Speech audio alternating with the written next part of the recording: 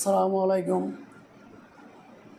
আলহামদুলিল্লাহ, দীর্ঘ কয়েকদিন ধরে মানে কয়েকদিন আগেও আমার বড় ছেলে এখান থেকে হাফেজ হয়ে গেছে।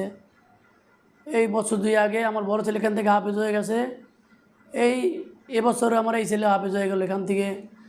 এই বিবেক বোর্ডে হুফাজুল কোরআন ফাউন্ডেশন থেকে 3 নম্বর অর্জন করেছে। আমি খুবই আনন্দিত এবং বলার কোনো ভাষাই নেই আমার কাছে, কারণ 2 ছেলে আমার এখান থেকে হাফেজ হয়ে গেছে। কথা হলো, এখানে নিজেকেও মায়া ত্যাগ করে সন্তানকে পড়াইতে হইব। সন্তানকেও পড়াইতে হলে নিজেকে মায়া ত্যাগ করতে হবে আগে, এবং সব কিছু থেকে সন্তানকে দূরে রাখতে হবে। টিভি কন, মোবাইল কন, গান বাজনা থেকে অন্তত দূরে রাখতে হবে। এই জন্য বাপ মার কষ্ট করতে হবে, উস্তাদেরাও কষ্ট করে, সবাই কষ্ট করলে সন্তান হাফেজ হওয়া সম্ভব।